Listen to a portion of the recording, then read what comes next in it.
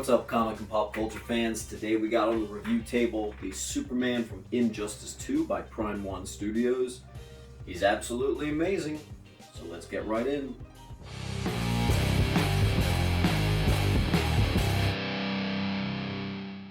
First things first, guys, do me a favor, hit that subscribe, hit that like button. We've got a lot of upcoming videos, reviews, guest interviews that I'm really excited about. So if you've watched my reviews, usually at the start of the video I do a bit of a backstory of the character, but I don't think I'm going to waste my time doing a backstory for Superman. If you guys don't know who Superman is, you probably wouldn't be watching this video. I have this omnibus. This is the Injustice Gods Among Us. I think this is the first 3 years, I believe. Something like that. There is a second omnibus of that coming out soon, and then we'll get into the Injustice 2 omnibus. Amazing read. Of course, the book is very popular, everybody's talking about it. No one's talking about this statue, and I think that's really weird because it's really good. I chose this because I thought it would go well with my DC quarter scale villain lines. Because the Injustice Superman, without giving too much away, he has come to the conclusion that the best way to lead the people is essentially through fear and through just being the dominant leader on the planet and making it a peaceful state. Batman believes that that sacrifices freedom. He believes that a little bit of freedom sacrifice is worth it. And eventually, unfortunately, he becomes a bit of a dictator in the books, and things escalate. He kills again, and he kills again. So unfortunately, I really only know the results of the first few years. I don't know anything about when Brainiac comes, like what happens in the video game, but this is a Brainiac-controlled Superman. Alright, so let's dive into the review. We're going to do the paint, the sculpt, and the colors first. So let's start with the sculpt. Alright, first up here, I think it's a really impressive base. I think you can see that it is the Daily Planet building, all crashed and ruined by the Brainiac tentacles. It looks really good. It does look like real concrete. I'll touch on this in just a moment with the paint, but the sculpt looks good for it. I think some of the paint was just kind of tossed over it a little bit. It looks a little bit like it could use a touch-up. Maybe I'll do some of that on my own. Moving up though, the sculpt on Superman is absolutely fantastic. His boots seem very high-tech. This game, it allows you to do a lot of customizable features, and so because of that, they really let you do whatever you want to these characters, and it looks more futuristic. And this captures that. It even gets that weird blue tones that the game had. There's a lot of different markings here. There's like it's very shiny going up here. That looks like maybe that's an actual metallic armor, and maybe this part is the fabric or something. I like his belt piece. There's a ridiculous amount of switch outs, like actually an overwhelming amount of switch outs, which is a plus, I believe. They really let you do any pose you want. I'll put up a couple pictures of that on the side here.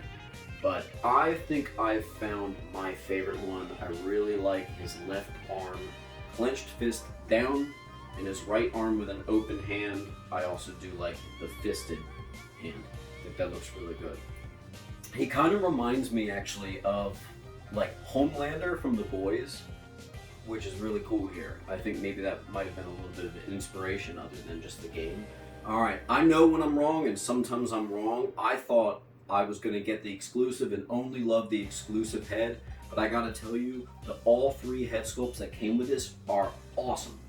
They're so good. I think this might be one of those statues that I actually do rotate in and out. I don't know. The cape is a fabric cape, and they went with a more regal look to kind of show that he's kingly now, like more of a dictator. Looks pretty cool. These tentacles on the side, they are plastic, and they are removable. When we get into proportions, I'll talk about that, but if this is too wide, don't worry. You can remove this. I know a lot of people aren't getting it because it looks too wide, and I'm telling you, don't worry about that. Alright, so the paint and colors they chose on Superman are beautiful. If I would give the paint and the colors just on Superman, this statue would be a 10 out of 10. Unfortunately, the base is weirdly lacking in detail. When it comes to paint, the sculpt was done right. The tentacles could use a little bit of a touch up too. I'd give the colors on the base maybe a 7, and I'd give the paint on the base maybe a 7 too, but since we're talking about the whole thing, I'm going to give the Sculpt a 10 out of 10, the paint a 9 out of 10, and the colors an 8 out of 10. Alright, so the next category is design and pose, and this one's a really cool pose because he's not really a museum statue, but he's not super dynamic either, unless you do these arms, which are the exclusives, but I thought that kind of looked dumb, so I'm not going to be doing that. Like I said, I think this is the arrangement I like best. I really like how he just sits in there. It's a very well balanced statue. The weight is very proportional. It looks like very sturdy. I don't think mine's ever going to topple over, which makes me happy. I really like the pose though, and the pose kind of shows his more dictatory style. He's leaned back, very powerful looking, and I like the open fist here. It just, for me, it looks like that just looks the most dictatory, and I like how I positioned his cape to kind of be like regal and flowing behind him. I think it looks really good. I just put in my second favorite head sculpt to show you that this pose does work with any of the faces. You know, sometimes you get a statue and you get an extra head sculpt and it doesn't really work with the pose, but this one does. I think it looks dope. And as for the design, you should know the base is a little bit big, but it's to account for this weight. A lot of people think it's another Prime 1 base hog, but it's not. Like I said, you can remove these very easily. They're kind of like a dinky plastic. You can easily remove that, and it's in the back so you wouldn't see it. Keep these ones in. They still look cool, but you can remove that if it's just taking too much space. So I like that they give you that option. I think that's actually a win. So I'm actually going to give the design a 10 out of 10. And I'm also going to give the pose a 10 out of 10. Alright guys, unfortunately I gotta talk about proportions, and I got a little bit of a problem with this statue. And a little bit of a problem with Prime 1 in general. I think Prime 1's been dealing with 1/3 scale so long, I don't think they know how to make a 1/4 scale statue.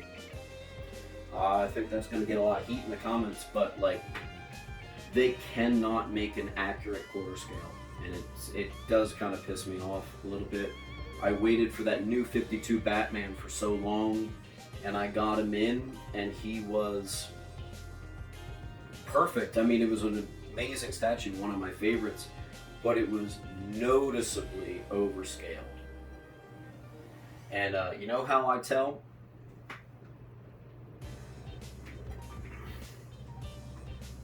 There is no reason that your 1/4 scale normal sized guy should have the same size head sculpt as Killer Croc.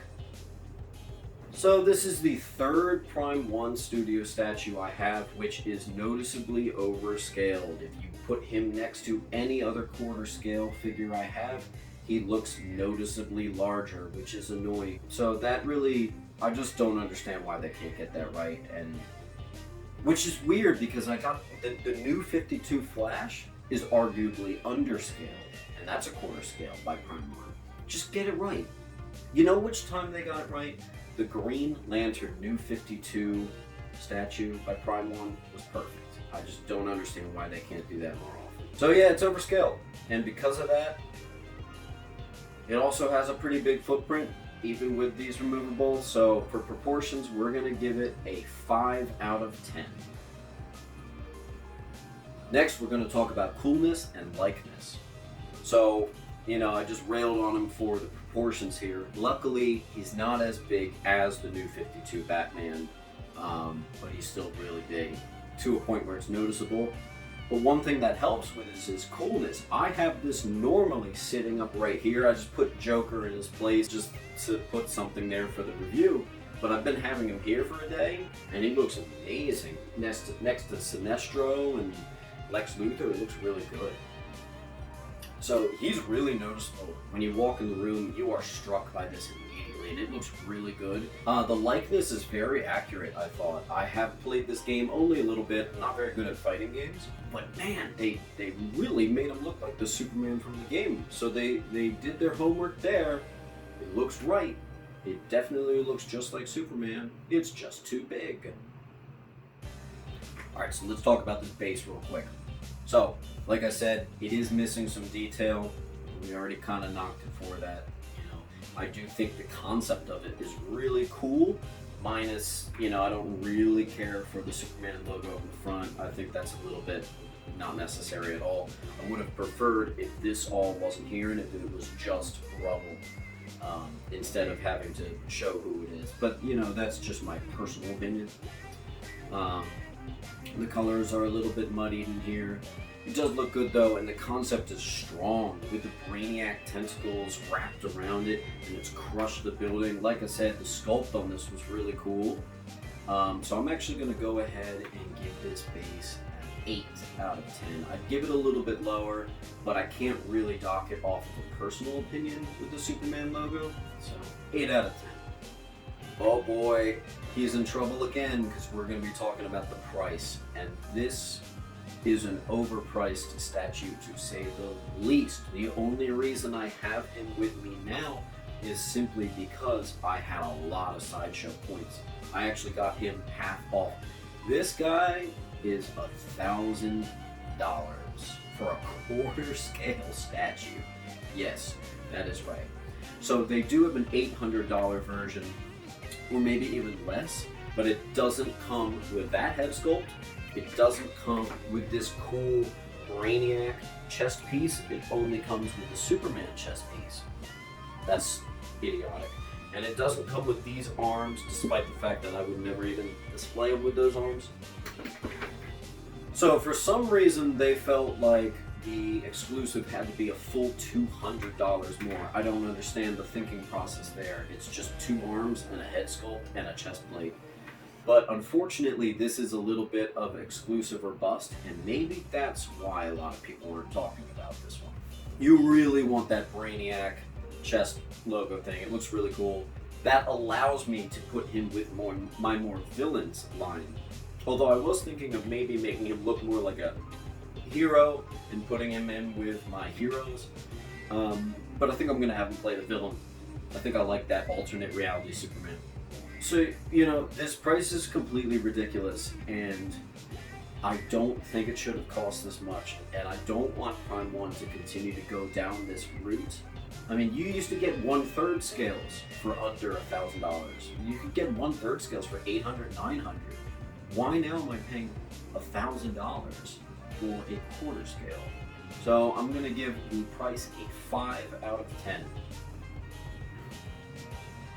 So, overall impression, I love this thing. I know it might not have seemed like it because I'm killing it for the price and for the proportions here, but I really do love it. Like I said, it is noticeably large to the point where it's a little bit annoying, but it's not so large like the new 52 Batman where I have to just put it separate.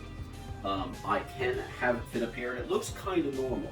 It looks just a little bit big compared to everybody. I can deal with a little bit big. So I think this piece makes me so happy. So I'm so glad I have this piece, and we're gonna give him his final score of. Do you guys think I should do a separate video, maybe talking about how I think Prime 1 can't seem to get scaling right? I think I might do that. I might have a guest interview on that. Let me know in the comments if you've noticed that Prime 1 has a little bit of an issue sticking to its scale, because I have noticed. But this was my review. I absolutely love the piece.